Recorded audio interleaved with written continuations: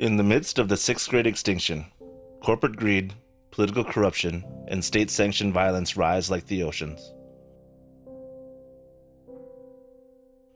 Society and our climate continue to spiral into chaos.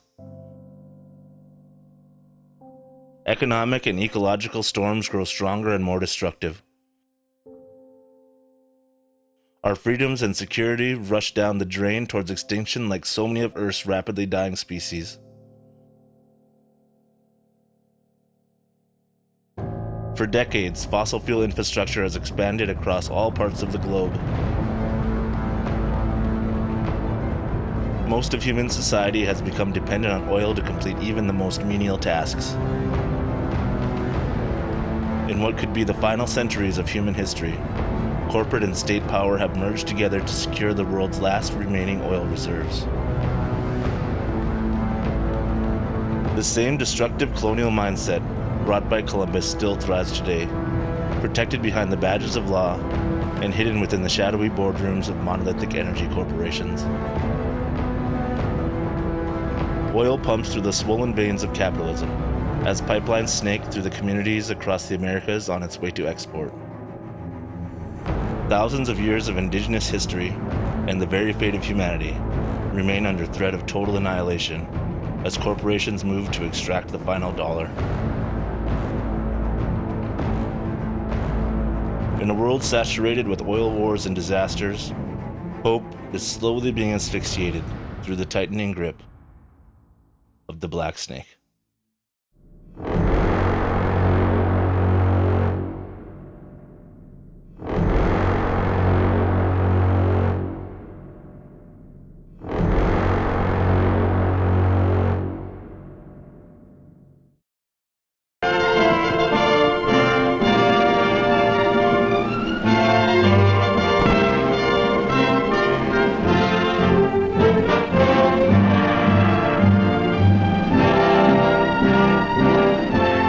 Colonies in the latter part of the 18th century showed a great increase in population from many parts of Western Europe. The short-sighted policy of colonial empire was to extract quick riches from these territories. The object of their search was oil.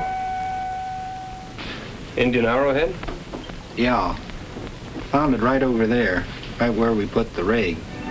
The ceaseless pounding of work was like a heartbeat, pouring energy out through the veins of America. By golly, this is a lot of oil to drink.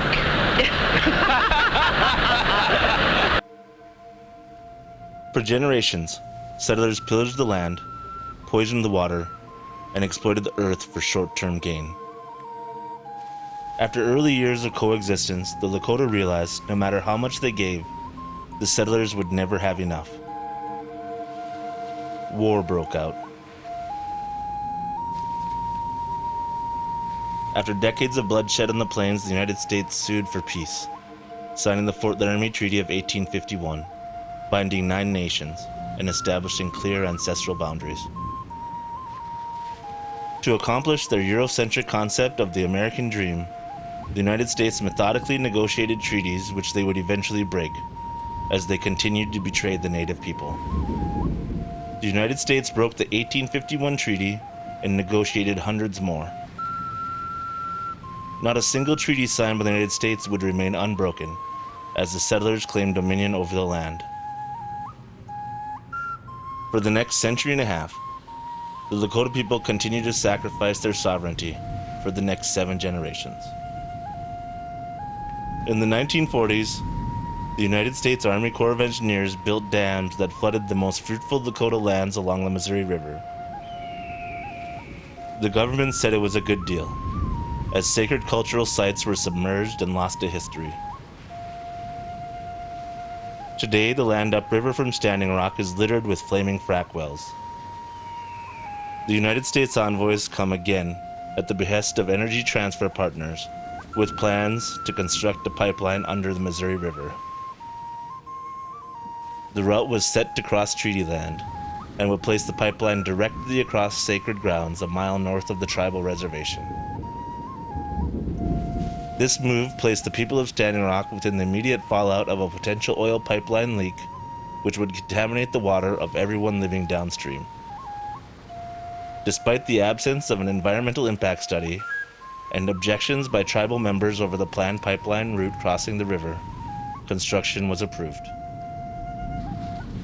Indigenous prophecy says that one day a black snake will come from the north, spit venom and poison the water. In 2016, a diverse group of resistors calling themselves water protectors mounted one of the largest direct action campaigns in history to stop what they dubbed the Black Snake, the Dakota Access Pipeline. In late March, a spirit camp called Sacred Stone was announced to act as a beacon for those who would stand to defend the water.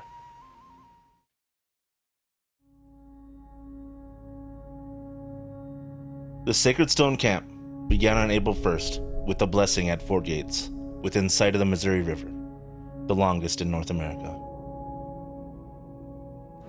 I'm a Standing Rock Sioux Tribal Councilman, and we started this ride this morning to show resistance to the Dakota Access Pipeline and to let people know that we're here too, and we're gonna fight them every step of the way.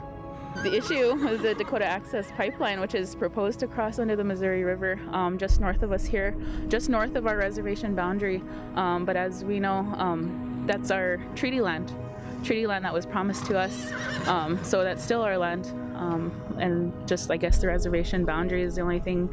I don't know how they thought they could get around it, but we're not going to let it happen. So we're all here to take a stand against it. So I'm Dave Archambault. I'm the tribal chairman of Standing Rock Sioux Tribe, and we are gathering so that we could ride in prayer so that we stop the pipeline from being put underneath the Missouri River just north of our reservation boundary. You know, there's never been a real comprehensive environmental impact statement that's ever done prior to building the pipe. But once they do that, I'm pretty sure that they're going to find all the possibilities for harm here. And that's what we're looking for too.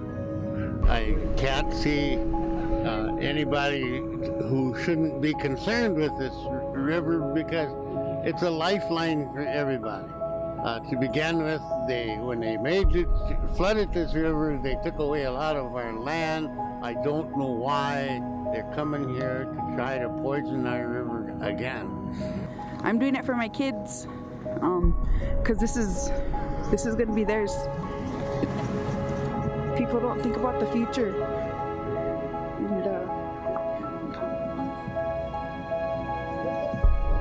And they don't think about how this is gonna be.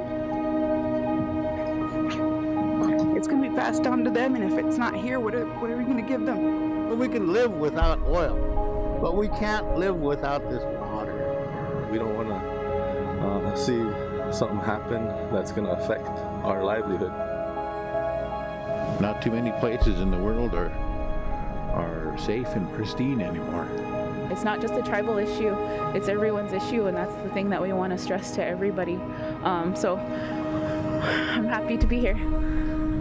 We're on the front lines right now. We're gonna fight this pipeline, we're gonna fight big oil.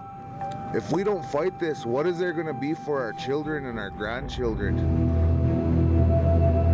Members of local tribes and allies prayed and blessed the riders. They rode north to LaDonna Brave Bull Allard's land to erect teepees and prepare to defend the drinking water of the reservation in the Million South.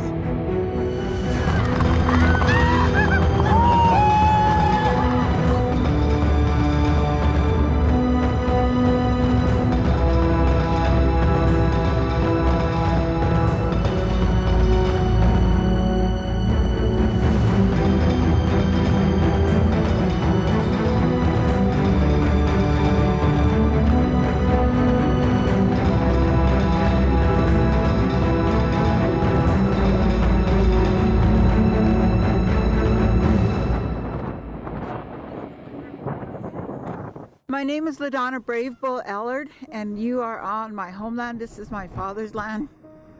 This is where I grew up. There's an old house that fell down. That's the house I grew up in. The other house is my father's house. My father died, so he's buried back over here along with my son and my aunts and my cousins. This is very sacred land. I grew up knowing that. I knew that the holy hills of the Mandan are right here, the Okipa sites here, the sacred rocks that are here that tell us our futures, they're all right here. And 2 years ago when I found out they were going to build this pipeline right outside my door, I thought, how could they do that? How could they not talk to me? And then they said they're going to put this pipeline, they're going to put it through a burial ground right there. What happens when that breaks? What happens to this? What happens to our water? It's like the same old story with the government and the agencies and big oil. We don't matter. So we have to fight to live. On the first night, a single woman sat alone, warming herself in front of the sacred fire. The Standing Rock Nation passed a resolution in support of the camp. Days after the camp began, permits in Iowa for the Dakota Access Pipeline were approved.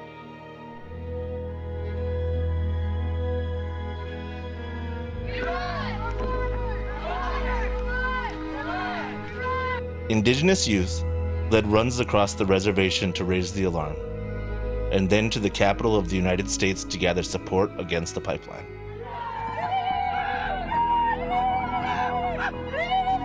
We just came back from Washington, D.C., our 2,000-mile relay run. We stand! We stand! For water! For water! For life! For life!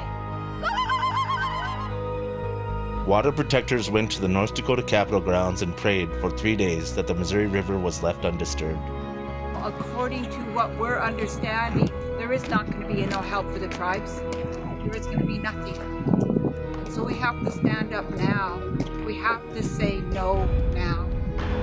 In Iowa, 3 pipeline construction sites were sabotaged by arson, causing $1 million in damage. Despite these actions, the Army Corps approved permits and gave notice that construction was set to begin August 10, 2016. Water protectors drawn to the Sacred Stone camp were greeted with a heavy rainstorm, which lit the sky for hours during the night.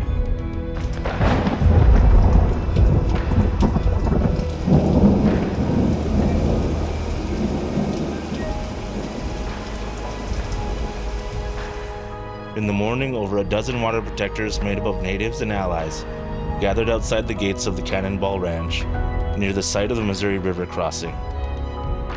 Private security, wearing sidearms, watched as water protectors strung banners and prayer ties along the fence.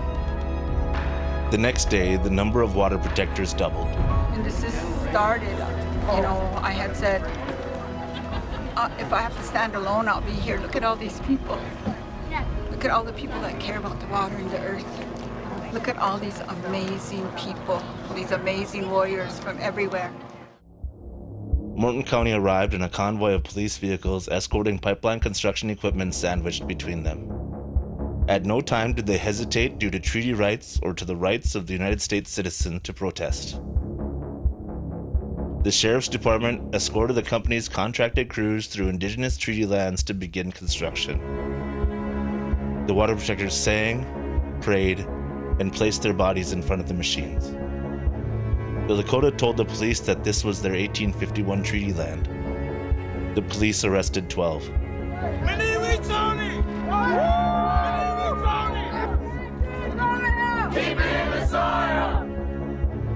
Morton County Sheriff's Department would tell them if they were there tomorrow, they would be arrested for trespassing.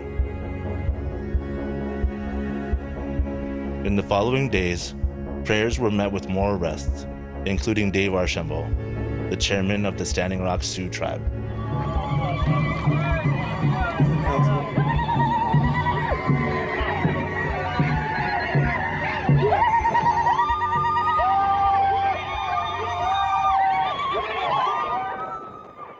Until August 15th, the days repeated in song, prayer, and morning arrests as construction continued on the roadway into the Cannonball Ranch.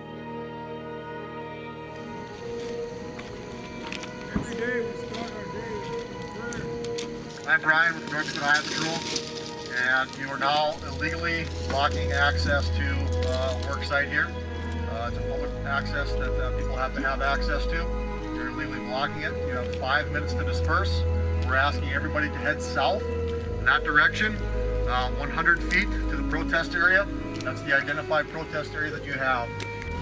Down to the designated area. Let's start moving to the south.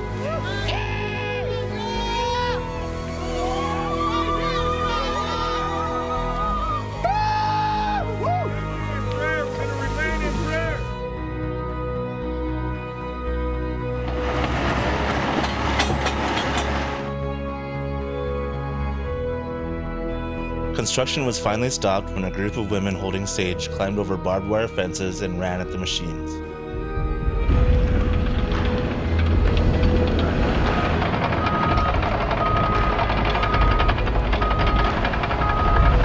The tractors started to reverse, and more people joined them. We do this to stop the desecration of Uchimaka. We do this for the next 7 generations. We do this for the unborn children that are coming to this world. We're protecting the water. Our water is life. We will not let it get desecrated. They are not allowed to make no pipelines on this land.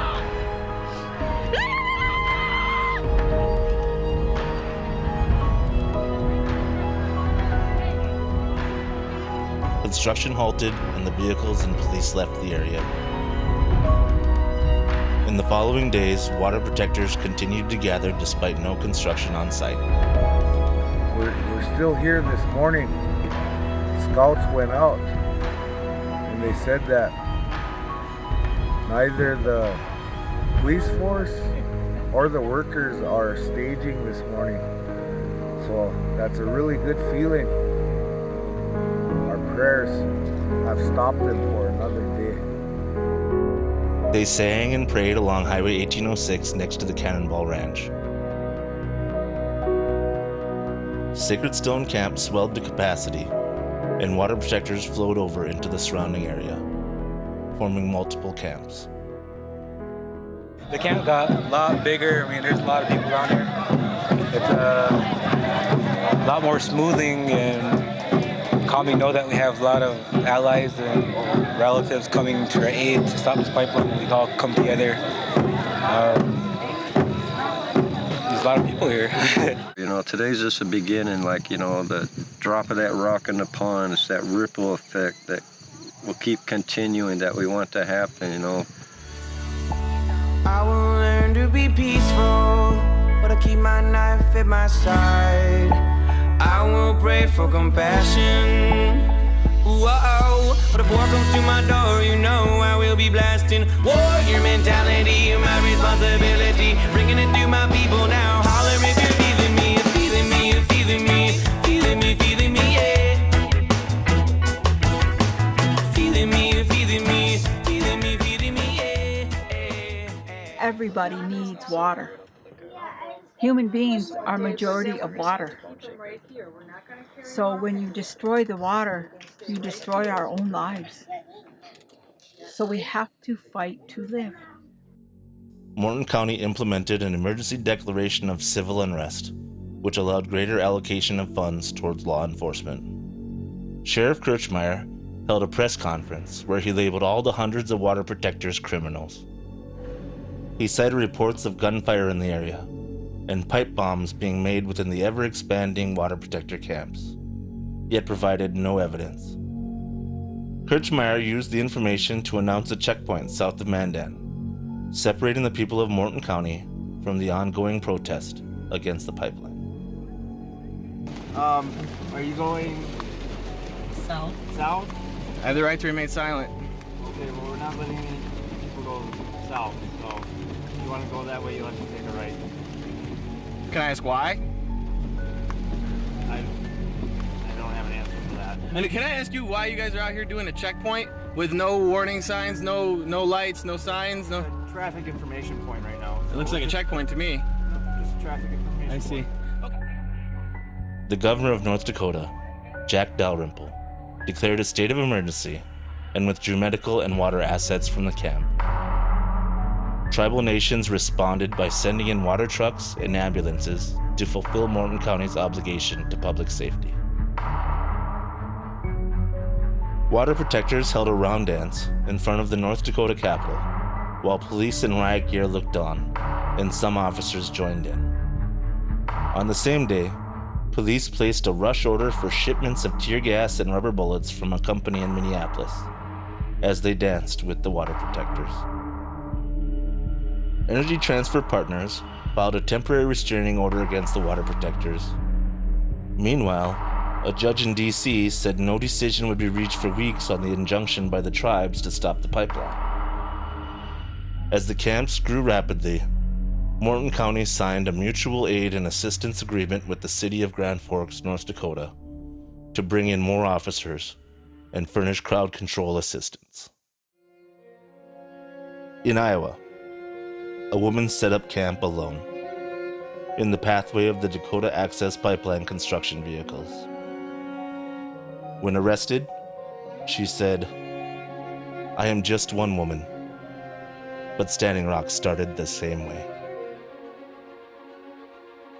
In North Dakota, construction was still paused at the Cannonball Ranch just north of the expanding indigenous camps.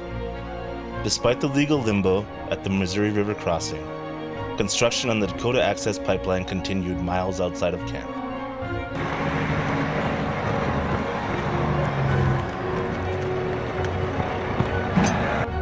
"20 miles west, two warriors, one from the Standing Rock Nation and the other from Rosebud Sioux Tribe, locked down the pipeline construction equipment." We're here to shut down equipment on one of the routes to the pipeline.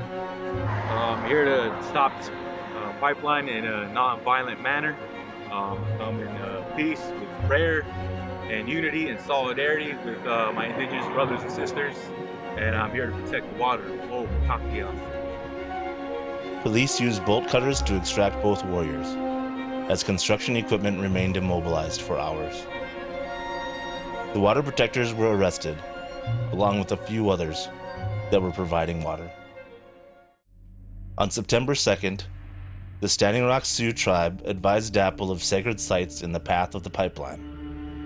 The next day, water protectors in the area arrived for a daily prayer at the entrance to the Cannonball Ranch, found pipeline construction crews bulldozing the sacred sites. As the bulldozers destroyed the ancient Lakota prayer circles, the people moved forward, demanding the construction crews to stop. Private mercenaries, lacking permits to operate in the state of North Dakota, unleashed dogs and pepper spray on the people. They're still threatening to stop the gas station. We're not doing anything.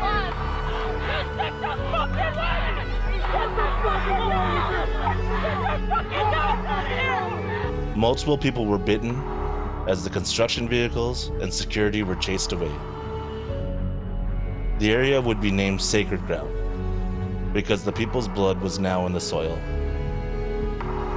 That evening, the sheriff claimed the water protectors used unlawful actions and protected the security company that was operating without a permit. The Standing Rock Sioux Tribe filed a restraining order against Energy Transfer Partners to stop pipeline construction after they destroyed the sacred sites. People flooded into the camps as footage of the dog attacks spread across the internet. 3 days later, another direct action, miles from camp, also stopped construction. Our children deserve to have clean water. Our children deserve to be safe. And these pipelines bring in man camps and hardcore drugs, which leads to sex trafficking of our Native women. This pipeline can never be built, so we're here to make sure that that never happens. Today, the people shut down Site 121. That's where we're at right now currently. And then up the road, they shut down 122, 123, and 124. These people, all they're looking at is the money sign. They're looking at nothing else but the M-O-N-E-Y. And you know what? We're not having it. We're not going for it. For the next generation, we have to stay strong. Be on the front lines. This is your movement. This is not one particular people's movement. This is everybody's movement. Okay. Everybody's right to be right here to protect and defend.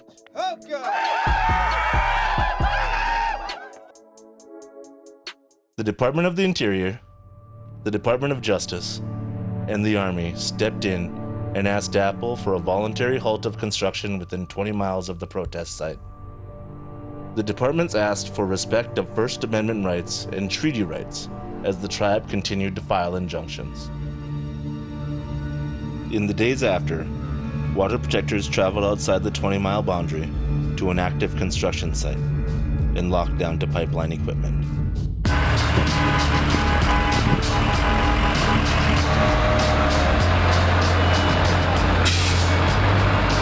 Just shutting down work for the day. Please turn off the vehicle. Yeah, I ain't gonna mess around with them. Have a good day. Thanks, you too.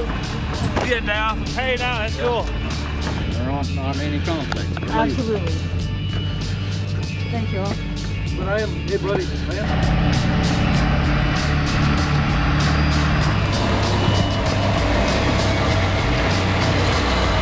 Yeah, go ahead.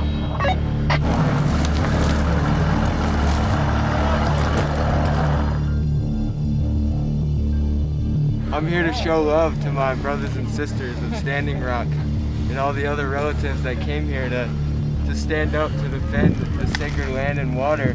We're here locking down to this pipeline machinery and stopping construction in this site for today and letting the world know that pipeline construction of the Dakota Access Pipeline is still continuing, contrary to what a lot of folks thought after last Friday's intervention by the Obama administration, making it seem like they were going to stop the pipeline. Pipeline continues to be built, beyond that 20-mile buffer.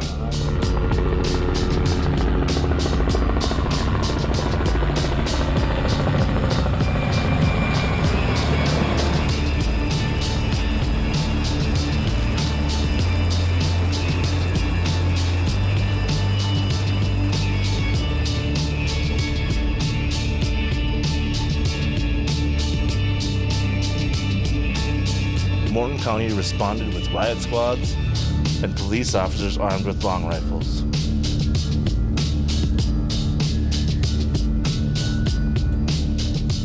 Water, we need with Tony. Water is what? They came up on us from the backside with automatic rifles pointed at unarmed citizens, and these guys came in riot gear from the front. All the guys in the back on the tractors back there all had arms, M16s, whatever they had, I don't know if they're automatic, and they came up on us deep. Go ahead, 668 Adam, take your own. 20 water protectors are arrested.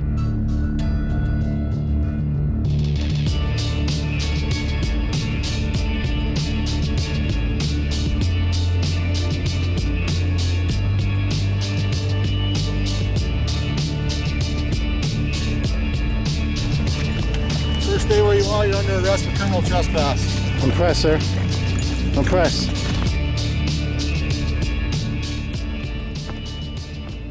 Holy sh! More private security firms were brought in by Energy Transfer Partners to secure the construction corridor. G4S provided security to gas companies in Iraq and now found themselves patrolling the plains of North Dakota. The list of other security companies went on. Code 10, Tiger Swan, Layton. Evening. Hello. Pretty good. We just wanted to talk to everybody, let them know about the camps down south, and then we're just asking that everybody slow down a little bit when you get close. Just trying to keep everybody safe, make sure nobody gets hit, because we know there's a lot of pedestrian traffic down there. So, you guys are good to go? Thank you. Have a good night.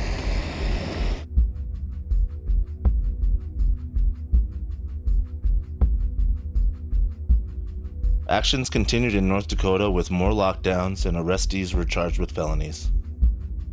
Construction on the Dakota Access Pipeline was disrupted by direct actions again in Iowa, as entrances into construction sites were blockaded.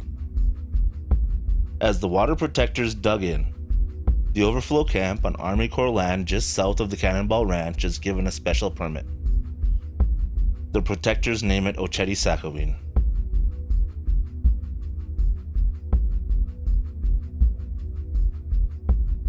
Multiple police surveillance aircraft began daily geospatial intelligence flights over the camps.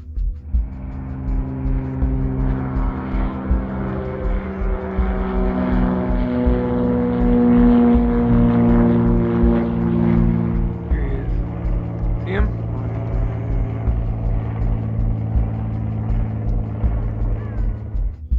Police expenditures broke $2 million.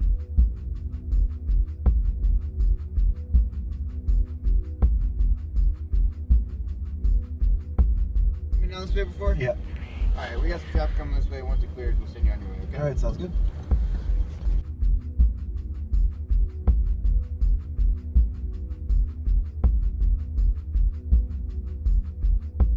Meanwhile, Sheriff Laney of Cass County, North Dakota, forwards state and local intelligence center threat assessments to sheriff's associations across the country.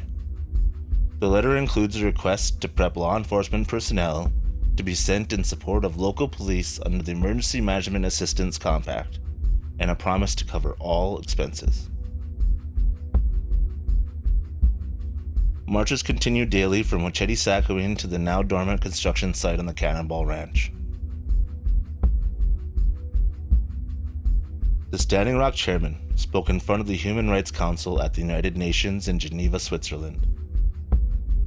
A noise demo of water protectors, some of whom were masked, rallied outside the jail in support of a water protector arrested on warrants.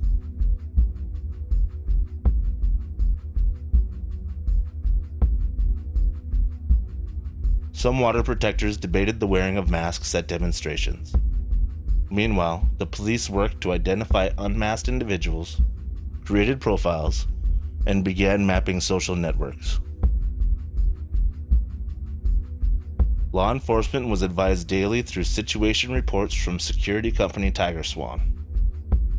Leaked reports state the security firm's intent to employ counterinsurgency tactics and continue exploitation of ongoing native versus non-native rifts and the tribal rifts between peaceful and violent elements. They began a campaign of psychological operations to promote their strategic messaging in support of the pipeline. The Oceti-Sakowin camp grew into one of the largest tribal gatherings in history. Indigenous peoples from all over the world sent delegations. Energy Transfer Partners reacted by buying the Cannonball Ranch, where their drill pad was slated to bore underneath the Missouri River. In late September, North Dakota warned security firm Tiger Swan that they were operating without a permit. They continued to operate and gathered intelligence against water protectors across multiple U.S. states. On September 23rd, the United Nations sided with the Standing Rock Sioux tribe. The UN stated the Dakota Access Pipeline threatened the tribe's drinking water and sacred sites and should immediately cease construction.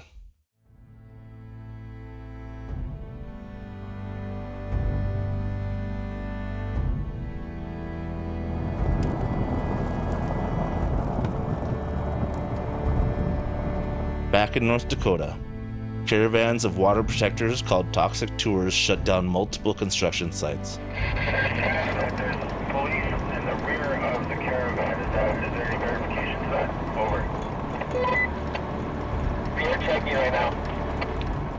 Police now stood armed with live rounds, watching from armored vehicles handed down from ongoing oil wars. Police lined protests with shotguns and pushed water protectors away from construction sites. Another action 15 miles south of Mandan resulted in 21 arrests. The summer ended in decentralized actions across the United States. Indigenous youth ran from Kyle, South Dakota to Oceti-Sakowin, and people in Minnesota shut down Enbridge offices. In Iowa, direct action stopped pipeline construction and dozens were arrested. Speaking at the United Nations in New York, LaDonna Brave Bull Allard declared, "We must unite to protect the water and our Mother Earth." As fall began, the National Sheriff's Association began circulating anti-water protector talking points. Morton County announced bringing in more out-of-state resources using Emergency Management Assistance Compacts, or EMAC. Marathon County, Wisconsin Sheriff, and multiple other law enforcement agencies signed EMACs. Units from the Wisconsin State Patrol, Indiana Department of Homeland Security, and even the Hennepin County Sheriffs from Minnesota deployed to defend Energy Transfer Partners. In the coming weeks, armies of police with surveillance planes, helicopters, Bearcat armored vehicles, and Humvees mobilized towards Standing Rock. A Freedom of Information Act request revealed that each Indiana officer deployed to North Dakota had been supplied with an AR-15. Another caravan moved to block a DAPL workyard. A construction worker drove through water protectors brandishing a handgun, aiming at water protectors blocking the road.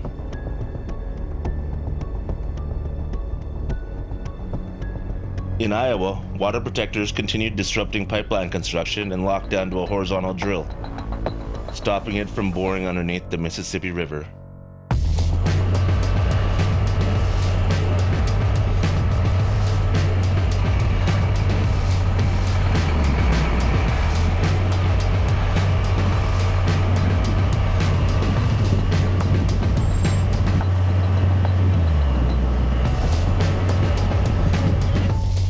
Six people were arrested, including a Unicorn Riot journalist. The following day, 8 more are arrested when water protectors linked arms in a soft blockade across construction site roads. That night, construction was stopped by a lockdown to a truck entering the drill site. You're not under the wheels, you're okay. Get up in there.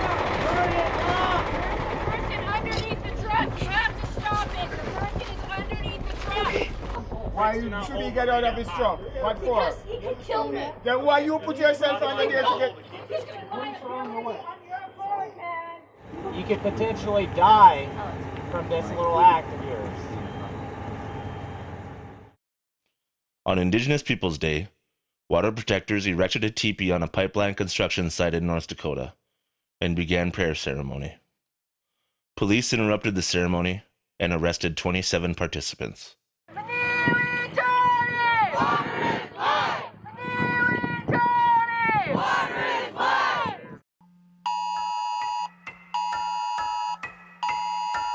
Cell phones within Morton County began receiving emergency alert messages about roadway closures due to pipeline protests. In Iowa, more arson attacks burned bulldozers and shut down construction. Another lockdown stopped pipeline construction. 3 are arrested, including a Unicorn Riot journalist. On October 11th, a small group of water protectors mobilized in solidarity with the International Days of Prayer and Action for Standing Rock. They used bolt cutters to access and shut down the safety valves of 5 tar sands pipelines across 4 U.S. states.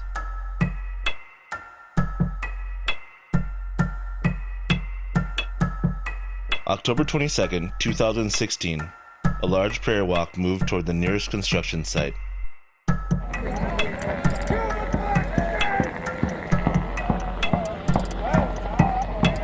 A police line, backed by armored vehicles, stopped the walk's advance. Water protectors then held a prayer and declared they were leaving.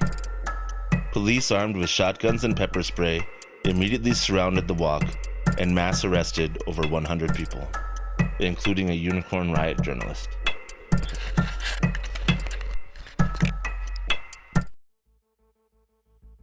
As pipeline construction progressed east towards Highway 1806, water protectors moved supplies north from Mochedi-Sakuin to Sacred Ground Camp and into the direct path of pipeline construction. Indigenous leaders cited the first Fort Laramie Treaty, renaming the Sacred Ground Camp the 1851 Treaty Camp. Police and private security began shooting down civilian drones taking video footage of pipeline construction. During a press conference, police claimed a drone flew at a helicopter, and in the coming days, a no-fly zone was announced by the FAA. Both the police and indigenous drone pilots continued to fly. Back on Highway 1806, police laid concrete barricades across the road near Fort Rice, shutting down all traffic. In Minnesota, Hennepin County sheriffs announced their officers were headed to North Dakota. The following day, hundreds of people flooded Minneapolis City Hall to demand their officers withdraw from Standing Rock. Morton County finished their investigation into dog attacks and stated the security firm handling the dogs had no permit to operate in North Dakota. The press release ended with police claiming the indigenous sacred sites were not real. As tensions escalated, the Standing Rock Sioux tribe made a statement on constitutional rights of protesters and asked the Department of Justice to intervene. The National Sheriff's Association sent a letter to the Attorney General asking for federal support to quell the protests. Everything in the world needs water. Our plants, our medicines, our animals. And so, if we don't stand up for the water, we'll all die. October 27th, 2016. Early in the morning, an alarm drove warriors towards the front line.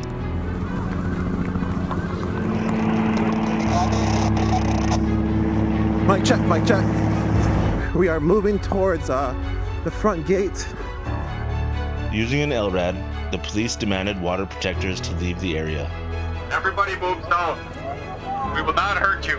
Again, there's somebody at the front making announcements asking everyone to fall back from the camp itself. You must leave all private property and open all public roads and bridges immediately. If you do not comply, you will be arrested for violations of North Dakota laws. Please disperse now. Take what you can off the roadway for us and move to the south. Please. The police are firing the LRAD now. It looks like the roadblock up here is going up in flames. The LRAD's now going off. People are backing up.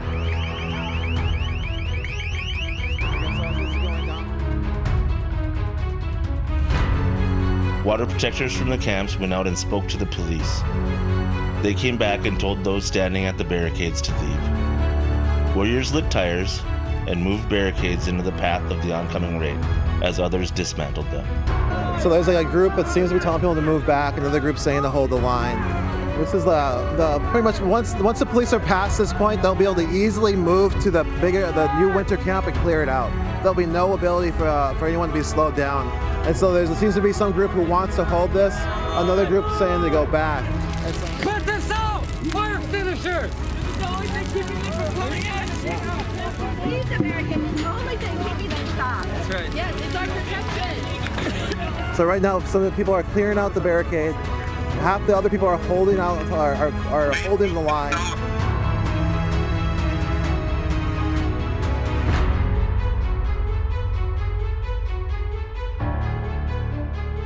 I feel like these cops are trying to get us to move this barricade because what they want to do is they want to move this camp out of here right here because this, you can see where the pipeline is coming.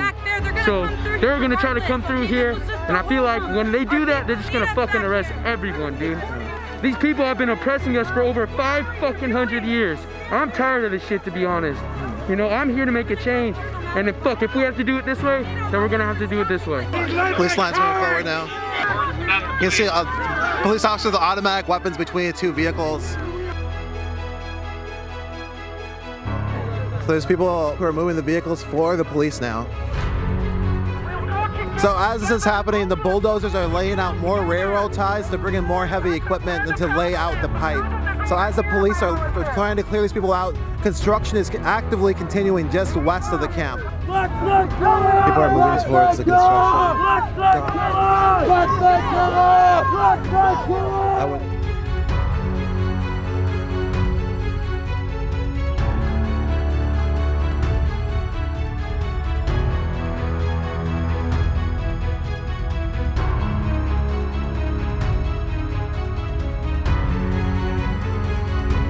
This is the sort of the road that was cut September 3rd where the dog attacks happened. You can see these lines of police officers.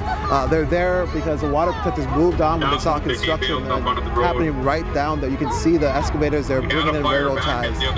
People are trying to hold this line, and there's a massive police store right here. This is north on 1806.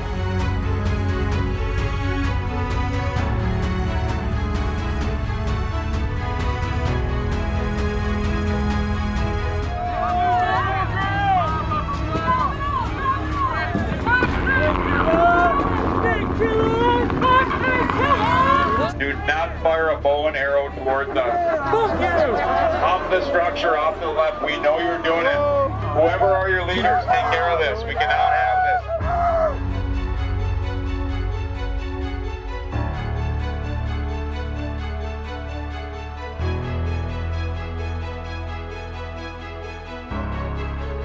this. There's a big mass of people further back, and this is the front line right here.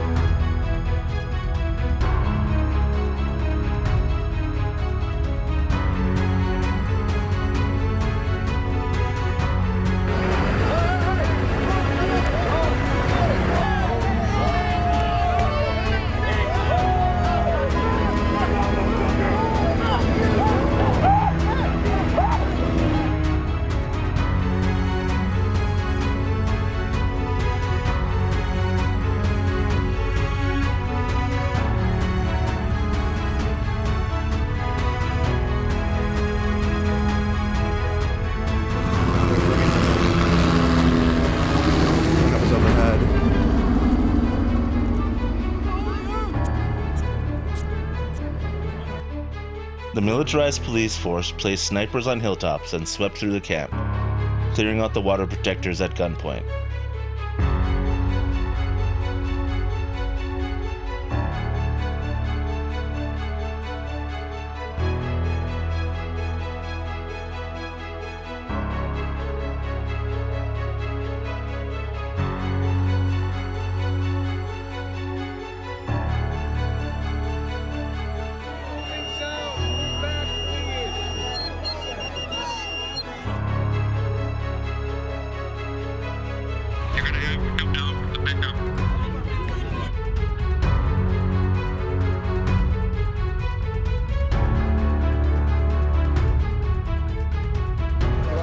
Hi there, I'm part of the International Indigenous Youth Council.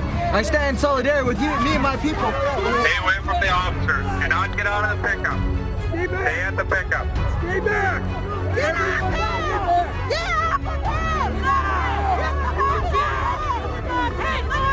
Move south on the roadway.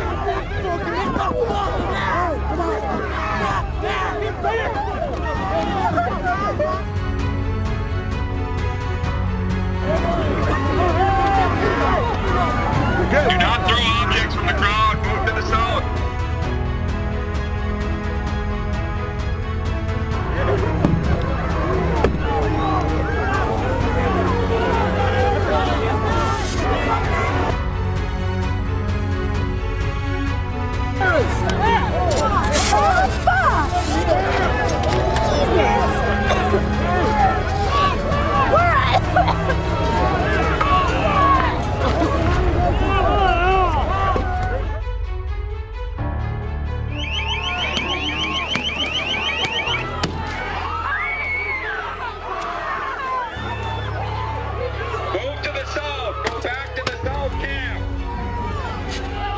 South Camp.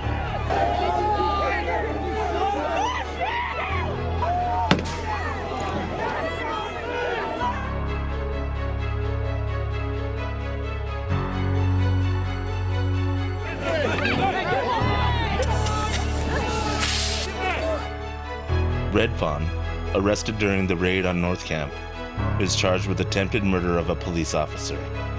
Video shows police react to shots fired, but visual of a gun remains unclear.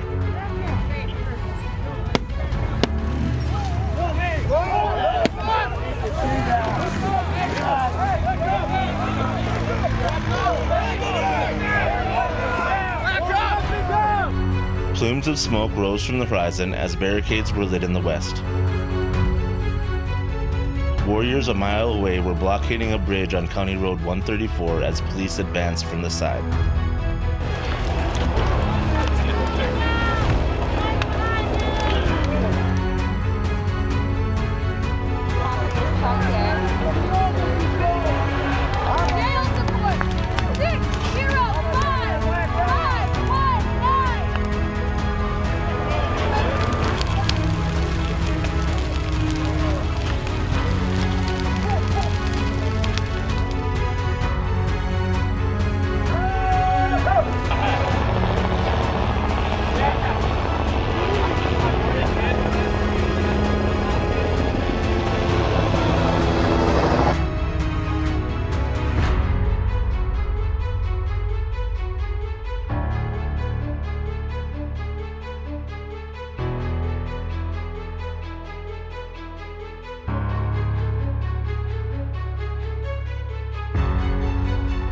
As the camp was being evicted, a private security guard was spotted heading south along Highway 1806 toward Oceti-Sakowin.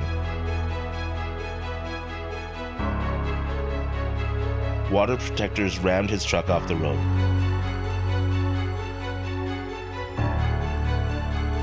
The guard got out of the truck, holding a semi-automatic rifle.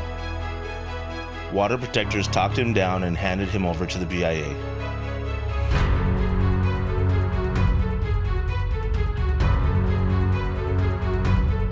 By nightfall, water protectors had been pushed south on 1806, all the way to Backwater Bridge near the Oceti-Sakowin camp.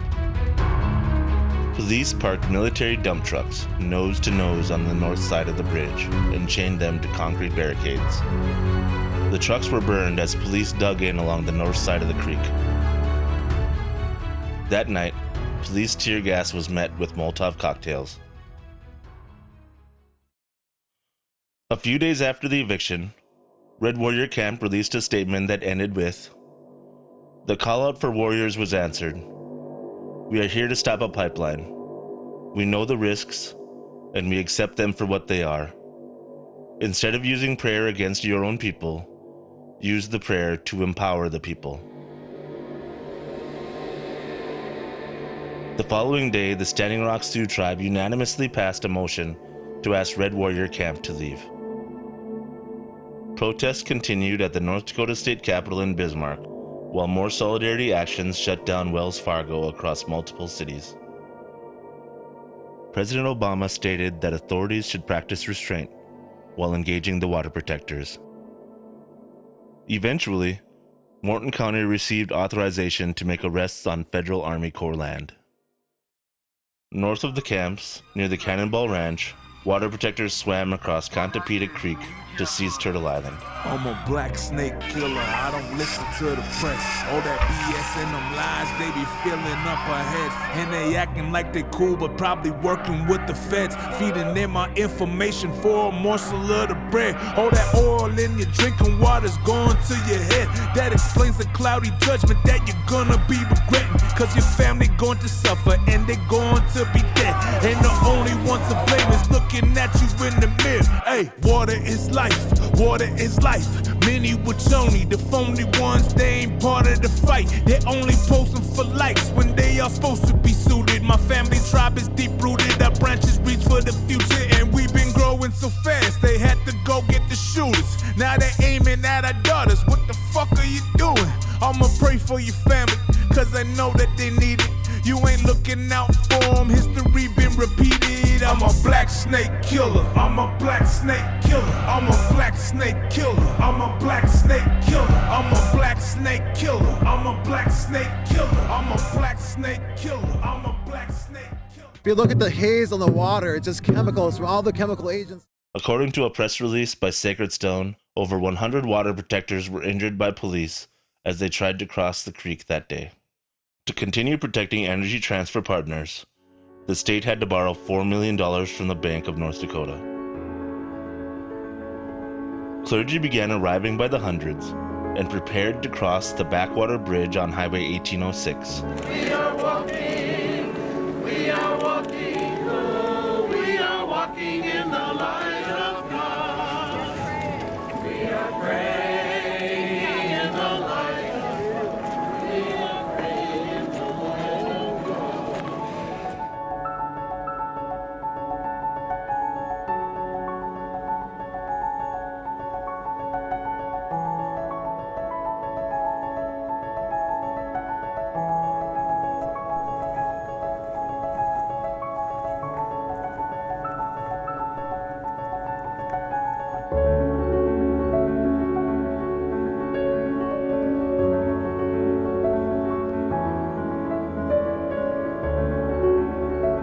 Tribal elders and leaders convinced them to not interfere with negotiations.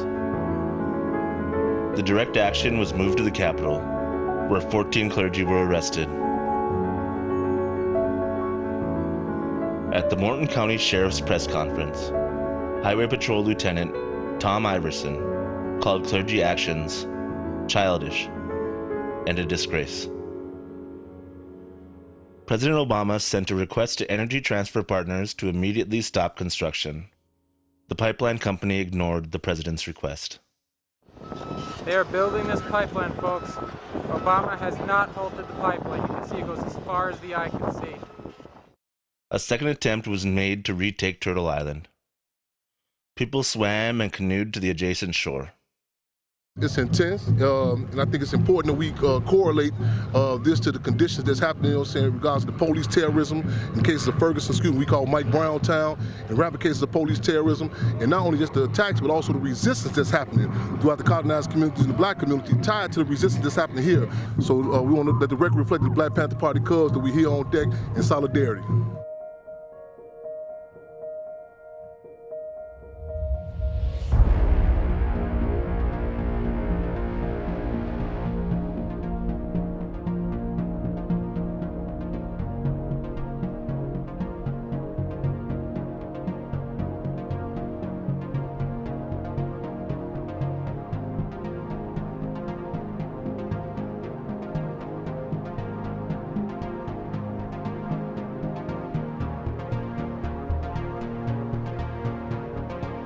Police fired tear gas as water protectors with gas masks helped others ashore.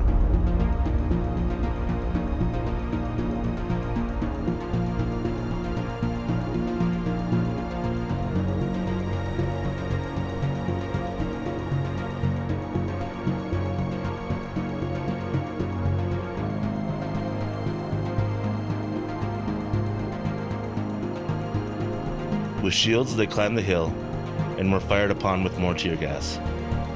And so they're firing tear gas now along the ridge. It's really painful. People are being told not to panic.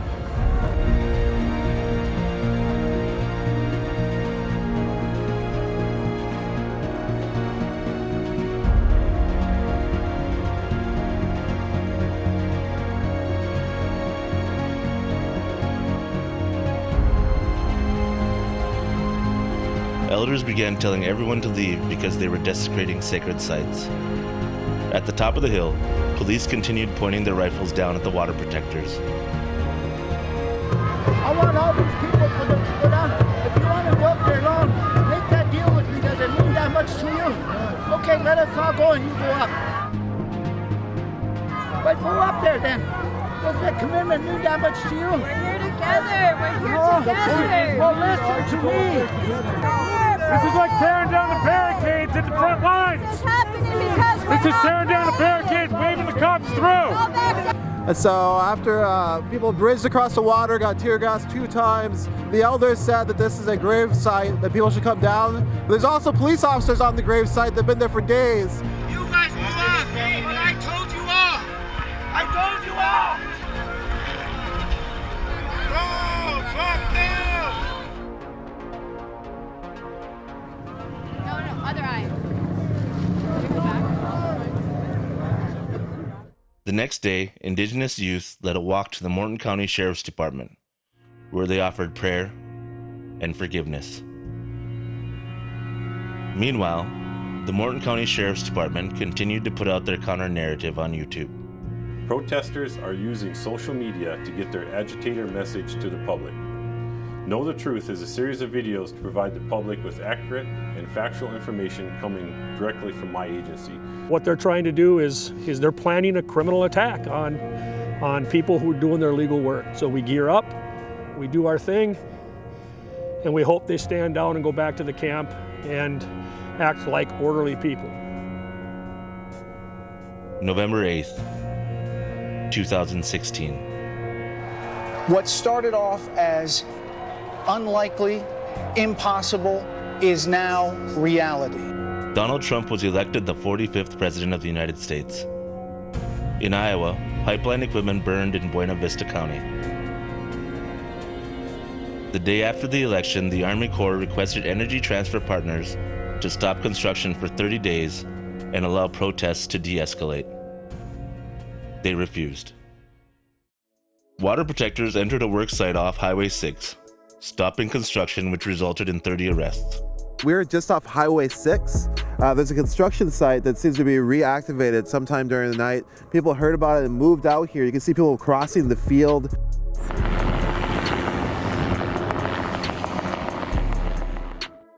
As the Morton County Sheriffs marched south along the highway, pushing water protectors from the area, police car tires were slashed.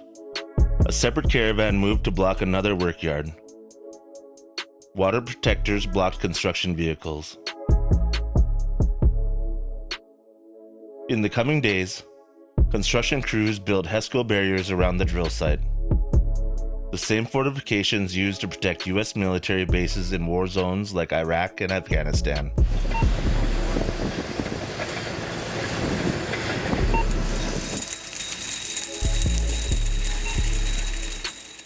The pipeline company, police, military, and private mercenaries dug trenches, erected walls, and placed miles of razor wire along the perimeter.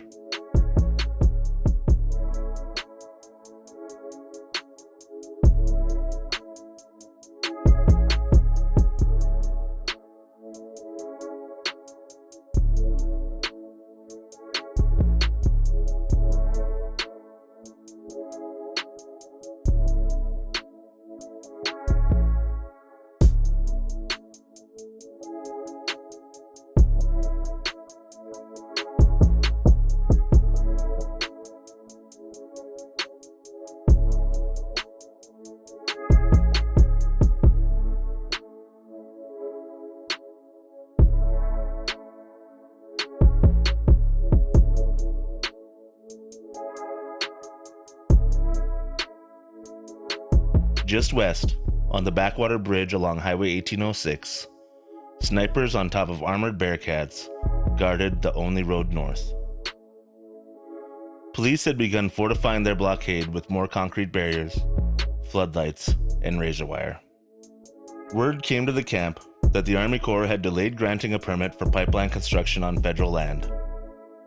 Energy Transfer Partners sued the Army Corps, but construction continued on the drill pad and its fortifications. In Iowa, Mississippi Stand sent 3 people into the pipeline, stopping construction for over 24 hours. Why would you want to go up inside a pipe? To stop the pipe. To stop it from being built. From stop what from being built? The pipeline. You can't stop this build. We can try. People gonna rise like the waters. We're gonna shut this pipeline down. I hear the voices of your great-granddaughters saying keep it in the ground.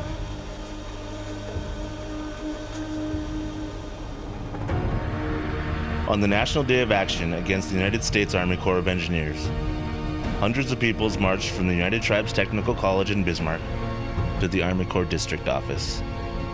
Hundreds more people marched on Army Corps offices in St. Paul, Minnesota. This is for the basic right to human beings fighting for clean water. I was there on the 27th when we were brutalized and beaten down. I was arrested by Hennepin County. They beat us. They hit us across the head with batons. We're going to put a stop to the pipeline. We're going to kill the Black Snake. And every one of us in every corner of the world is coming together to fight against corporate takeover of the world. We want to shut the banks down that are funding the Dakota Access Pipeline. We want to, have the people, we want to tell the people to pull your money out of these banks. Wells Fargo, U.S. Bank, Chase Bank, and all these banks that are supporting the Dakota Access Pipeline. To raise awareness for missing and murdered Indigenous women, a protest called No More Stolen Sisters descended on DAPL man camps. 25 people were arrested. We are standing for the water every moment. And that is the first and foremost that anybody should be thinking about, because the water is life, and without the water, we all die. Even as it gets cold and we watch our world change to the great winter, we are preparing to stay the long run. I am really worried because I don't want anybody to be hurt. I really don't. I know that we cannot stop and we have to stand, but I am worried. As preparations for winter were well underway, the Morton County sheriffs warned the public of unlawful structures being erected in the camps. Energy Transfer Partners added, "The Dakota Access Pipeline will not be rerouted." November 20th, 2016. A semi-truck moved onto the Backwater Bridge to clear the burnt military dump trucks blocking 1806.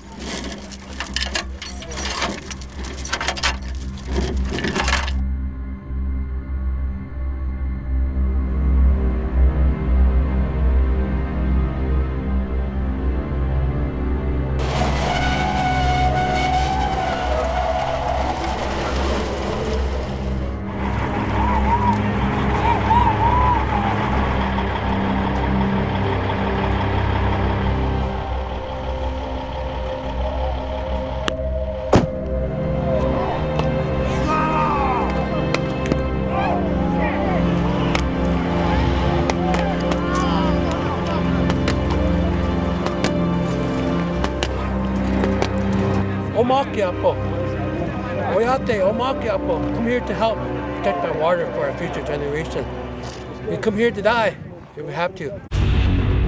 This is a test of the long-range acoustic device LRAD. 1, 2.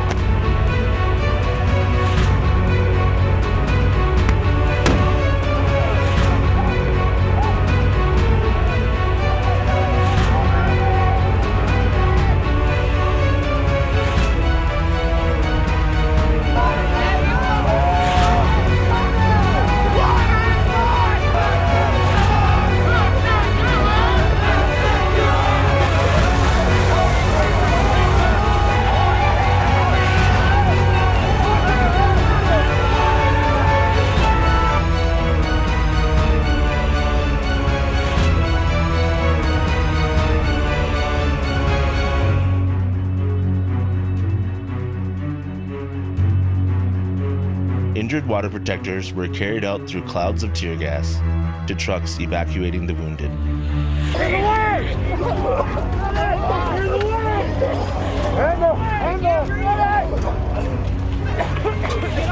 I need a medic!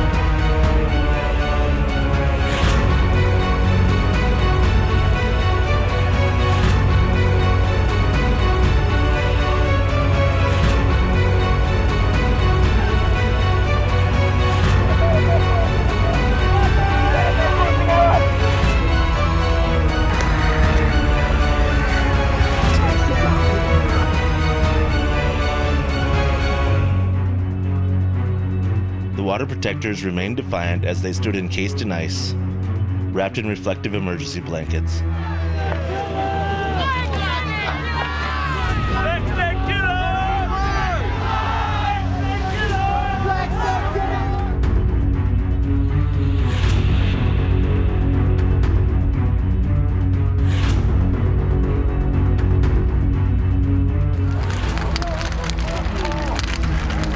Does anybody need water, goggles, or hand water?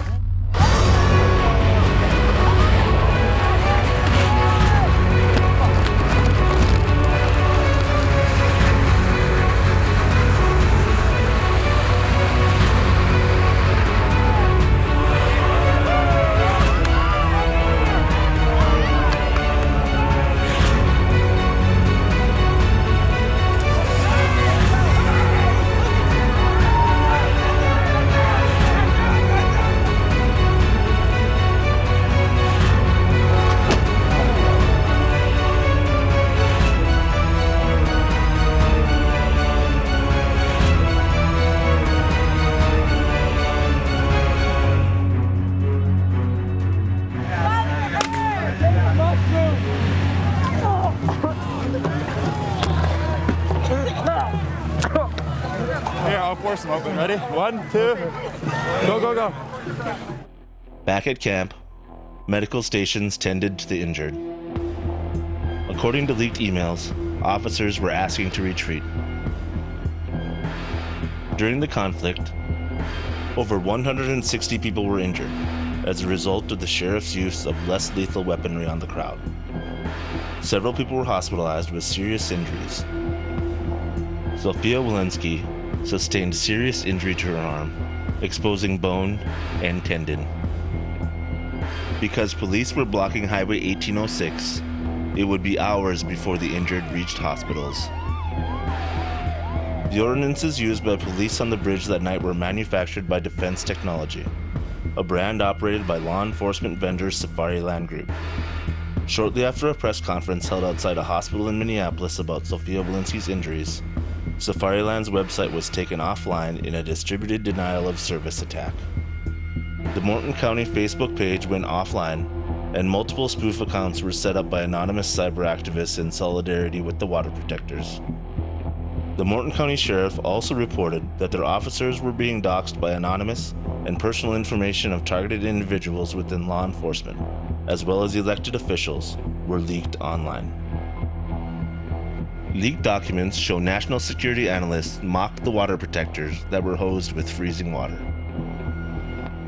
The next day, Sunoco Logistics bought out Energy Transfer Partners in a $19 billion deal. The bill for North Dakota law enforcement grew to $10 million. On Thanksgiving, water protectors went to Mandan. They set up a Thanks-taking feast with vegetables, a puppet of a crucified pilgrim, and a pig's head.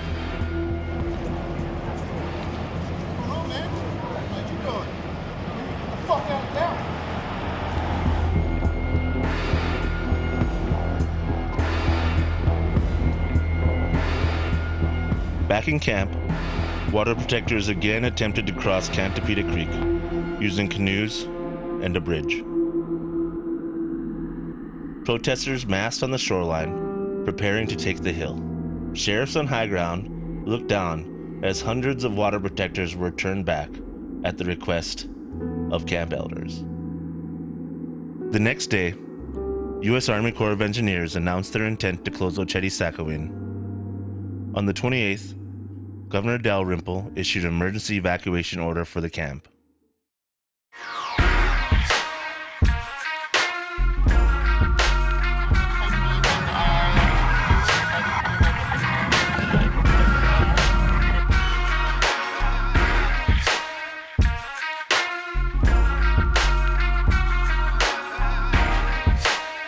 In Rhode Island, New York, and Minneapolis, people began a divestment campaign targeting banks that supported the Dakota Access Pipeline.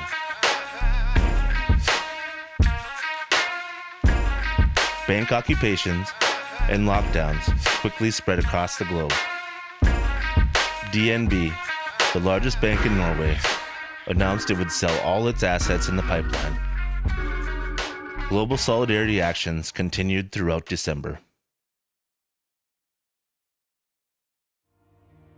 Former U.S. military personnel began to arrive in Standing Rock.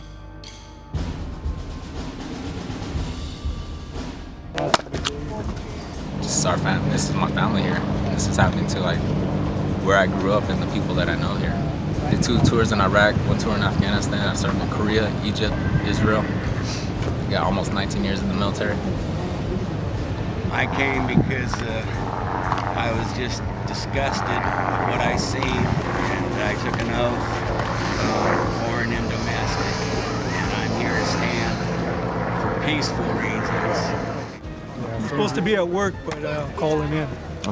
Just hope I don't lose my job.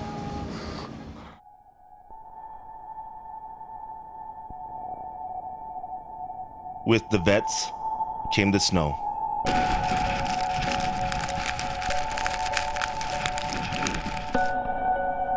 Thousands of veterans prepared themselves to march toward the drill pad to shut down construction of the pipeline. You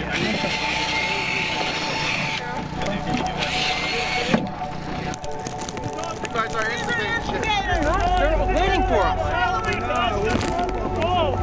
You are not what the hell to support them.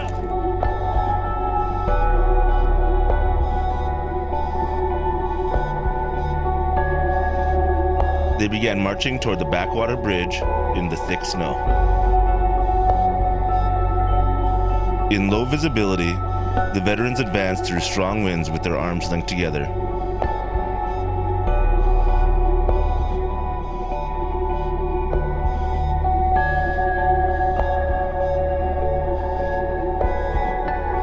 Wearing Kevlar and a balaclava, Wes Clark Jr. rode on horseback next to an indigenous warrior carrying a tribal flag.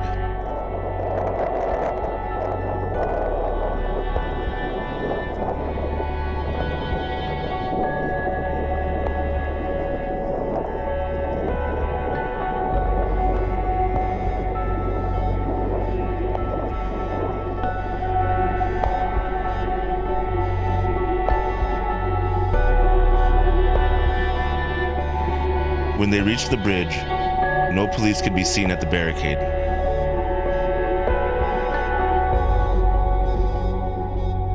The vets stood calmly as other veterans kept them from going past the bridge.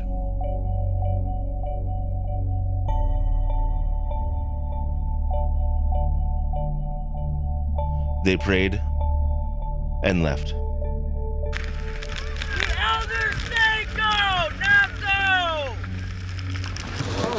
So people are going back? I guess. I don't understand what's going on. Months later, Wes Clark Jr. claimed Veterans for Standing Rock had been infiltrated by private military contractors and said the spies have the names, emails, addresses, phone numbers, and personal information for each and every person within the veterans group. In the days following, a massive blizzard battered the camps with strong winds and heavy snows.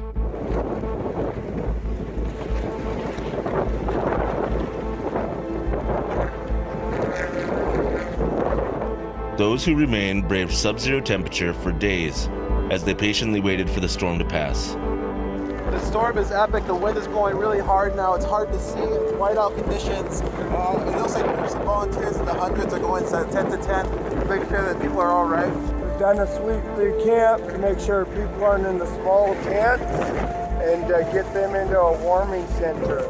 I suggest you get inside and get warm unless you're prepared for it. And even if you're prepared for it, you're gonna have to stop after three hours to take care of yourself.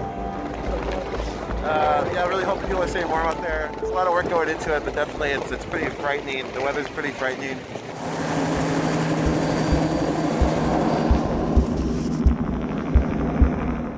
The North Dakota National Guard placed a mobile anti-aircraft missile battery onto the construction site near the drill pad.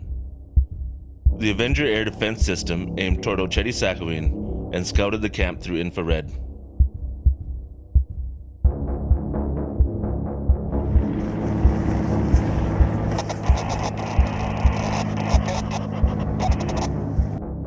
Morton County produced a video for the public featuring their arsenal of less lethal crowd control weapons.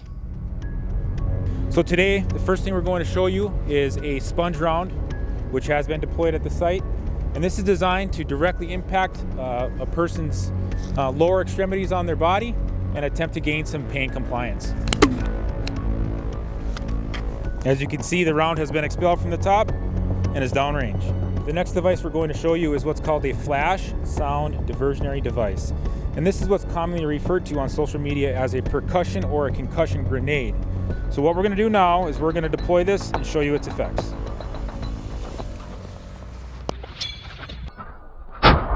They cannot remove any barriers or wire. It's not their property, and it's a sign of aggression, all right? It's there for safety purposes, both for the bridge, because it has not been inspected, and two, it's a safety factor because it's a lot of barriers between them and the company.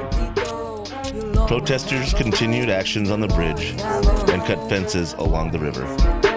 Yeah, you can see it when the pigs come around, how bad they want to pin my brothers to the ground. You can lean his back, put the pressure on his chest. Another abduction, they'll call it arrest. That's only if they can justify your death for walking around and driving while native. These hillbilly rednecks ain't playing. These alright Nazis out here ain't playing, and neither will we. Won't wait for the attack, scouting the barracks and the gun. Just let you, can I just let you know something? Yep, and I'm just letting you guys know you can deliver a message when you go back. This is us keeping our word.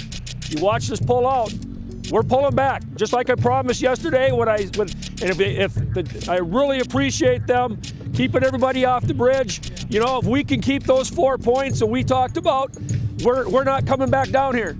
That's one of the most encouraging things I've seen in months.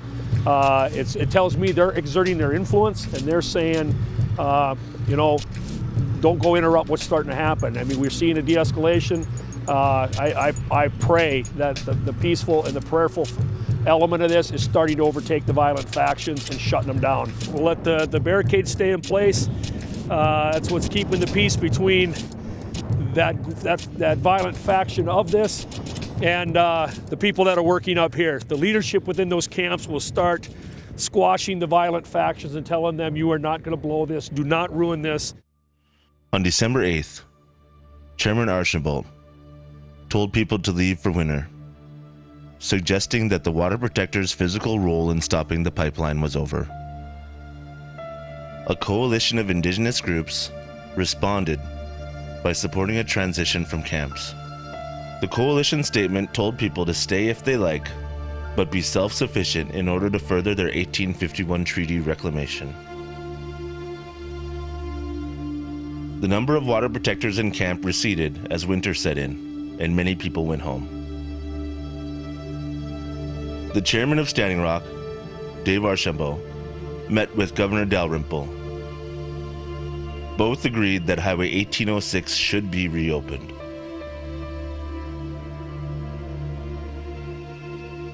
Leaked audio surfaced of a Dakota Access Pipeline executive meeting which stated, "Election night changed everything, and DAPL is going through once Trump has transitioned into power." Election night changed everything. And You know, we now are going into a transition where we're going to have a new president of the United States, who gets it. He understands what we're doing here, and we fully expect that as soon as he gets inaugurated, his team is going to move to get the final approvals done, and we'll begin to put capital across Lake Hawaii. Knowing the pipeline battle was still uncertain, hundreds of people continued to camp on federal treaty land in defiance of evacuation orders and daily harassment by law enforcement. Lawyers with the Standing Rock Sioux tribe learned that during consultations, the Army Corps withheld key documents that modeled damage from potential spills, weighed the likelihood of an oil disaster, compared alternative routes, and discussed the environmental justice concerns of the project. The tribal lawyers pointed out that the Army Corps withholding these documents proved the lack of honest conversation between nations. The new governor of North Dakota, Doug Burgum, released a message his first day in office which backed the Dakota Access Pipeline Company and disregarded any idea of legitimacy to the indigenous-led protests. I support the legal completion of this pipeline. We will strive for relationships built on understanding, empathy, and mutual respect. But trust and respect aren't given, they're earned. North Dakota Private Investigations and Security Board denied Tiger Swan's security application because they didn't feel adequately advised to what Tiger Swan was doing in North Dakota. Tiger Swan CEO, James Reese, told North Dakota they were not doing security, but IT and consultation work. Tiger Swan continued to provide information reports to authorities at local, state, and federal levels. North Dakota government officials, Army Corps officials, and the Standing Rock Sioux Tribal Council started circulating fears that the camp would flood with spring melt.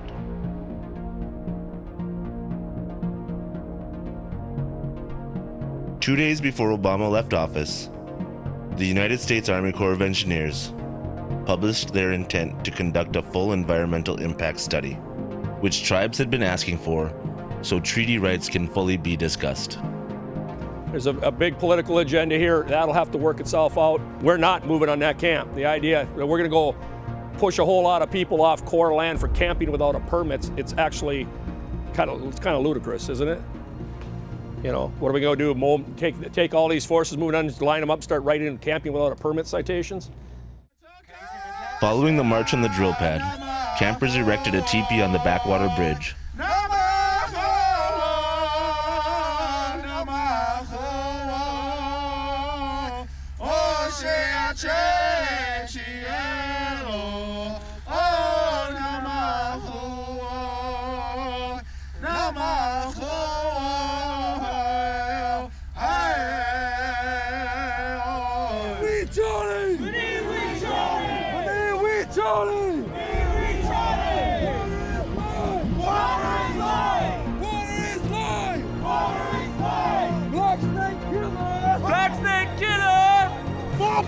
Firing on people for no reason at this point.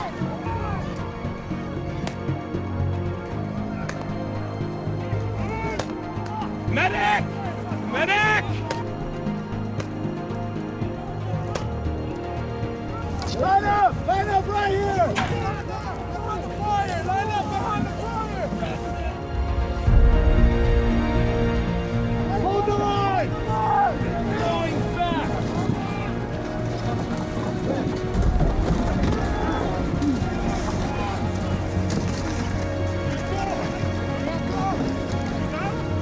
Back up! Back up!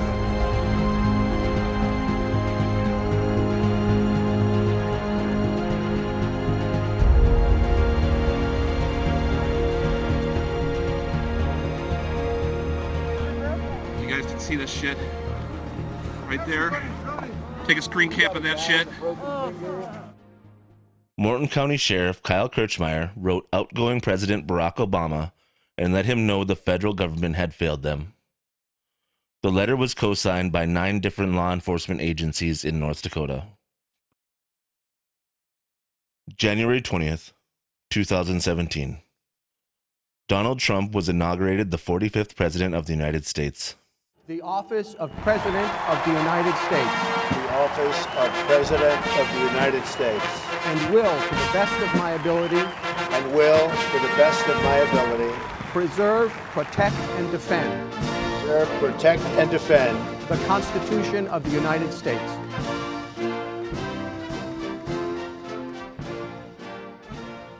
At the bedrock of our politics will be a total allegiance to the United States of America. From this day forward, a new vision will govern our land.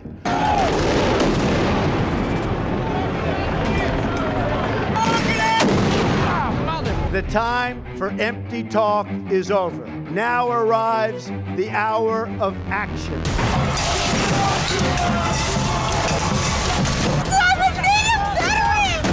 This is my fucking land! This is my country! Okay? You cannot do this to our people! Over 100 people were mass arrested in Washington, D.C. during protests. The Standing Rock Sioux Tribe passed a resolution that requested individuals at all camps to leave the area. This is with respect to the construction of the Dakota Access Pipeline. 4 days after taking office, Trump filed an executive memorandum instructing the Army Corps to approve the Dakota Access Pipeline. The Morton County Sheriff's Department responded by saying they finally had an administration that upheld the rule of law. In Washington, D.C., Sheriff Paul Laney met with President Trump, the National Sheriff Association, and the Department of Homeland Security. I'm honored to welcome the National Sheriff's Association. You have no idea how respected you are, sheriffs, and generally speaking, leaders of law enforcement, anybody involved in law enforcement, you have no idea how respected you are. As you know, I approved 2 pipelines that were stuck in limbo forever. I don't even think it was controversial. You know, I approved them. I haven't even heard. I haven't had one call from anybody saying, oh, that was a terrible thing you did. I haven't had one call because it was unfair. Years of getting approvals. Nobody showed up to fight it. This company spends a tremendous hundreds and hundreds of millions of dollars, and then all of a sudden people show up to fight it. It's not fair to our companies. Sheriff Laney requested reinforcements from Trump, which would include the Border Patrol, U.S. Marshals, DEA, and the ATF.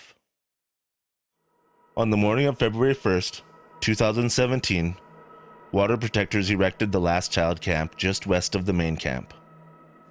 There was some good communication going at a higher level between Standing Rock and our government, and probably even the federal government, and you pretty much ruined it today. You pretty much ruined a lot of it. Within hours, police had arrived with Humvees and armored vehicles. They used long-range acoustic sound cannons to clear the road as North Dakota National Guard and riot gear blocked water protectors from getting to the hill. 76 were arrested, including multiple journalists.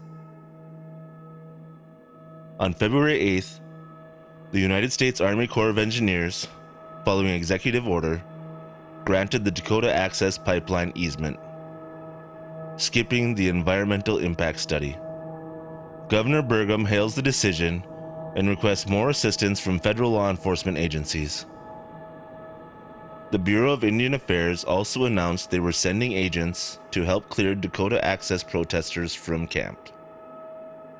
The Sacred Stone Camp received an eviction order and notice of trespass by the BIA. Soon after, a blockade was set up south of the camps, stopping all water, food, and supplies from entering. The Standing Rock Tribal Council moved to dismantle the camp, despite the unanimous resolution to support the Sacred Stone Camp the previous spring. Governor Burgum declared an emergency evacuation of Oceti-Sakowin Camp to begin at 2 p.m. on February 22nd.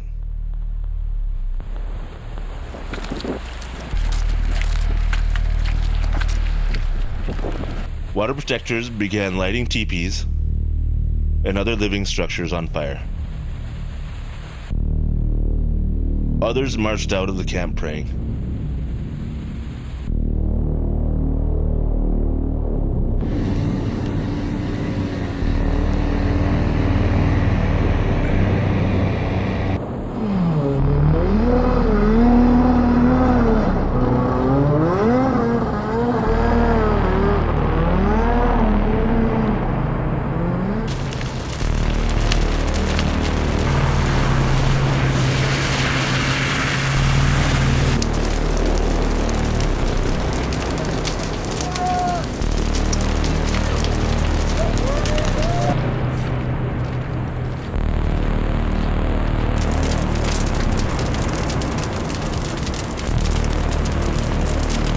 Morton County made arrests along Highway 1806 as they began to cross the bridge north of Oceti-Sakowin.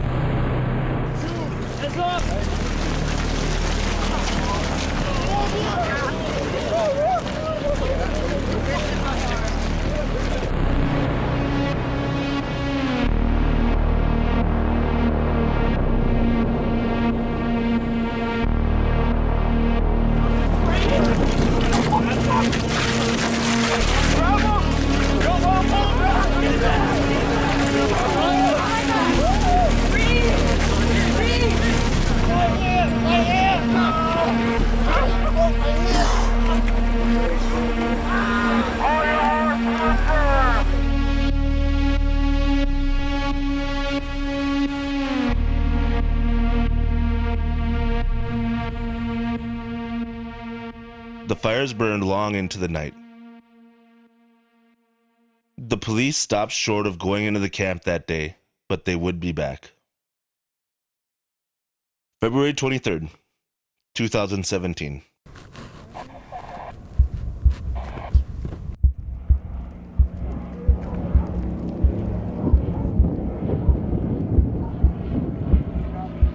Military snipers on hilltops scouted Oceti-Sakowin. North of Backwater Bridge, the DHS, ATF, sheriffs, and National Guard prepared to raid Oceti-Sakowin.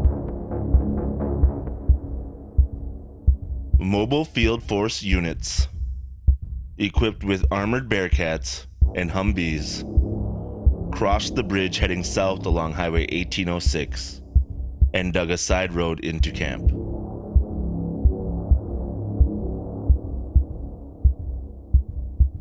Helicopters flew circles overhead, gathering geospatial intelligence that was being sent to the fusion centers in real-time video. The few water protectors remaining resisted passively.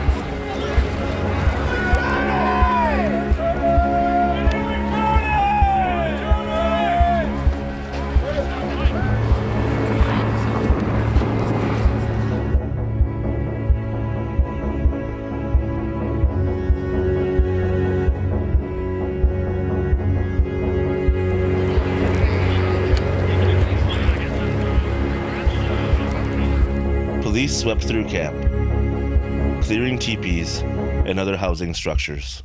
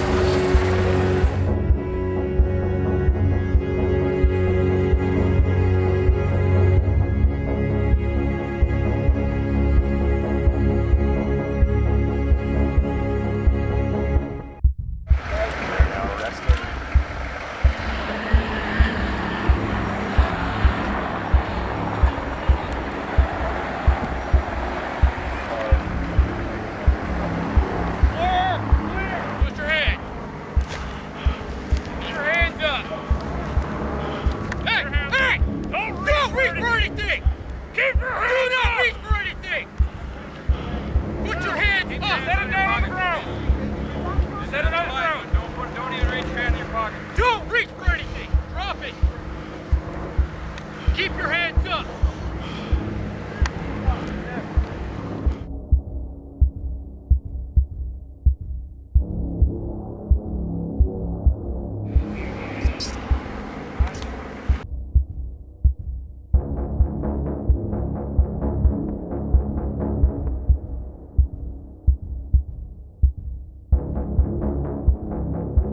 Okay, so there's more Humvees moving through on some kind of patrol on the east end of camp.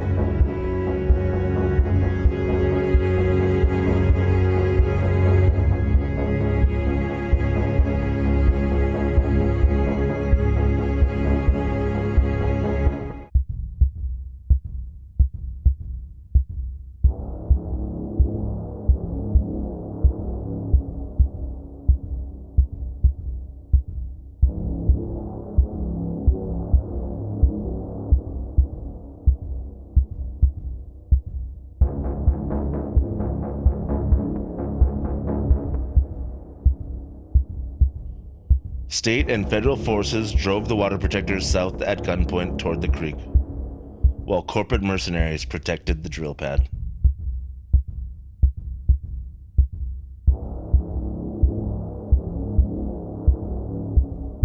Yeah, they're running after someone. Someone from law enforcement just fell on his face. Another officer just tackled and took someone down. There's at least 4 or 5 sheriffs or police officers just fell on their face in that snow there. They're making one arrest. There's 2 arrests. They've got people pinned down to the ground.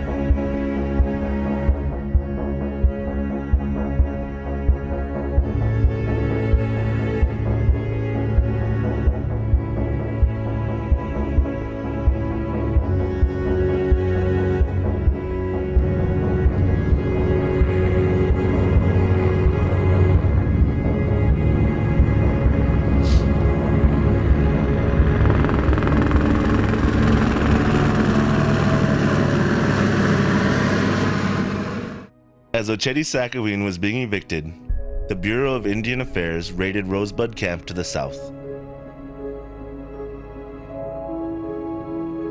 They're advancing in the direction of Sacred Stone. It's not clear how far they're going to go.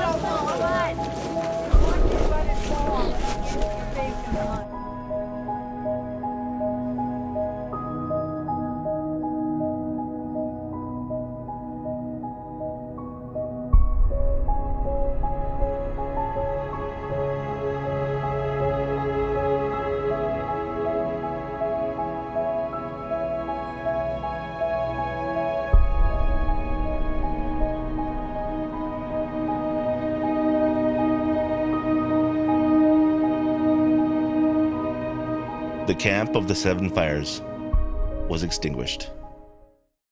Exciting day today. We've been able to clear the camp. It started this morning at about 1000 hours. Can't tell you how proud I am of the law enforcement officers here, the North Dakota law enforcement officers, the states that came to help us. So we had Wisconsin and Indiana and Alabama side by side with us today. So we're really excited that this is done, and we hope at this point that it stays done and the Corps can come in now and they can clean up the property and we can try to keep this ecological disaster from happening. In the months following the eviction, Morton County Incident Commander Sheriff Paul Laney presented a seminar to the National Sheriff's Association.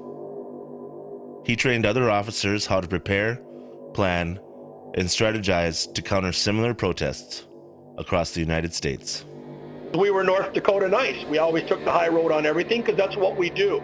Well, you know, my mom taught me very early at a young age, if I'm cold in the water, come out of the damn water. You had what we call the eco-terrorist groups out of the Pacific Northwest who very much wanted direct action, very much wanted confrontation, very much were looking for a fight. You had some of the AIM group out of South Dakota, the Oglala Red Warrior group. They were going to get the bridge back, because if you could get the bridge back, you could get direct access to where the pipeline was coming across.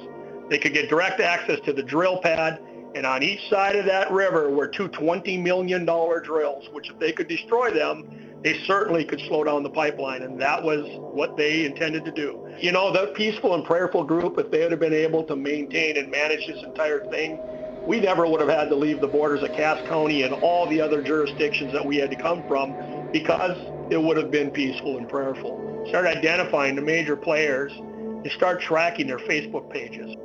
Reach out to all the other law enforcement entities now, because you're going to need their help.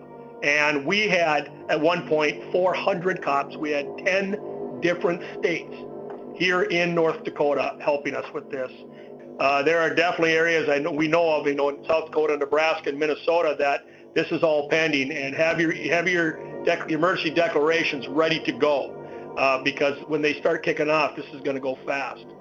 And reach out to your National Guard now. They were a godsend for us. They initially took a support role, but by the end, when it got so confrontational, the citizens of the Bismarck-Mandan area were screaming for the Guard to intervene. And we all understood the optic of the Guard in place against American citizens, the Guard in place against Native Americans. But at some point, we finally needed their direct support. We were literally fighting a war, and every day we were in fear for the lives of our people because we didn't know what was going to happen. Leaked Tiger Swan documents verified that paramilitary forces protecting the pipeline used counterinsurgency tactics to combat protests and treated water protectors as a jihadist insurgency. More divestments hit Energy Transfer Partners. BNP divested from the pipeline. Missoula, Montana divested from Wells Fargo. Portland, Oregon divested from all companies doing business with DAPL. Water protectors marched in New York, and U.S. Bank said it would stop funding oil and gas pipelines. Los Angeles, Seattle, and Santa Monica also withdrew financial assets from the pipeline project. After construction was complete and the oil pipeline crossed underneath the Missouri River, Energy Transfer Partners prepped the pipeline for commercial operations. Soon after, the Dakota Access leaked in Watford City, North Dakota. Another spill was reported in Mercer County, North Dakota. The pipeline also began leaking in Spink County, South Dakota.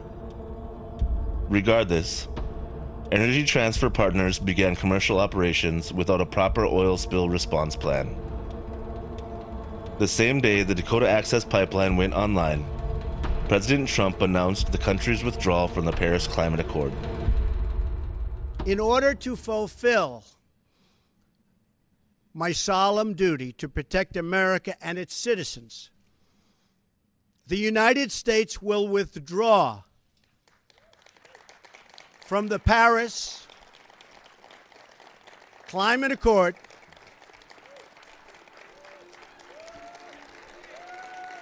Thank you. A federal judge said the pipeline review was inadequate, and months would be needed for an additional study. Energy Transfer stocks dropped as legal uncertainty looms. The Army Corps asked the judge to keep oil pumping as more environmental reviews are conducted. We have already been through this. We have been through this for 500 years. We understand it. So we continue to stand. It's something about empowering people rather than empowering leaders. Each group had their own autonomy. There are no leaders. We've seen it all the time where this person said, I am the leader and you do what I say, back off from the front line, you know, we can't be up here. And then the next person says, no, our prayer says we're supposed to be here. We watched it. It is how community is. What has happened was empowerment of people. People standing up saying, I want to change. Nonviolent direct action is our civil rights. Civil disobedience when things are not going right. This has to be something that spreads across the world. We have been in a battle. And everything that our dear veterans went through, the people on the front line went through. It's hard to talk about some of the stuff that we've seen or some of the stuff that people went through. How do we create a better world? Each day we go forward to do our best so that the next generation has something to live for. Continue to stand up because it's our world, our water, our lives, and our future. And so for me, Sacred Stone lives forever. We've just begun. We've just begun. During the year-long campaign of direct action to stop the Dakota Access Pipeline, hundreds of people were wounded. Multiple water protectors that sustained life-threatening injuries remained permanently disabled. If it were not for the water protectors who answered the call from the indigenous people of the plains, the Dakota Access Pipeline would have been built without resistance, with little consideration for the tribe. The actions of water protectors cost the oil company millions of dollars and delayed the construction of the pipeline for months. During the unfolding resistance to stop the Dakota Access Pipeline, 830 people were arrested, including tribal council members, journalists, medical personnel, indigenous people, and a long list of allies that came to support the resistance. In North Dakota, warrants were issued for water protectors. Hundreds of people arrested now faced uncertainty within the North Dakota courts. Ultimately, the majority of cases against water protectors would be dismissed, while a small number of others remained in jail. The continual waves of civil disobedience to stop the pipeline were met with escalating force and a collusion of corporate, state, and federal authorities. Sheriff's departments, using agreements made for support during disasters, brought in a militarized police force armed with semi-automatic rifles, armored vehicles, planes, helicopters, drones, and Humvees. Hundreds were injured. Limbs were blown apart, bones were shattered by rubber bullets, and eyesight was lost to police actions. Despite this violence, water protectors held their ground until the final eviction. The Earth and those on it continue their circuit around the sun while the sixth great extinction unfolds. The climate degrades and storms grow more destructive. Already private corporations planning new fossil fuel projects are faced with opposition from a series of protest encampments set up in their pathway. As the indigenous lead resistance to regain balance with nature, a global movement to save Earth grows. People continue the fight for the future, for the children, for the next 7 generations, and echo words from the movement. Mniwiconi, Water is life. They are digging us a hole. They are digging us a hole. 6 feet underground where the pipeline will go. They are digging us a hole. They are digging us a hole. 6 feet underground where our future will go. We will lay down our bodies. We will lay down our souls. No, we won't stand by and watch while they dig us a hole. We will lay down in front of your bulldozers. We will lay down on the front lines. We will lay down for the children, victims of the system. We will never lay down and die. They are digging us a hole. They are digging us a hole. 6 feet underground where the pipeline will go. They are digging us a hole.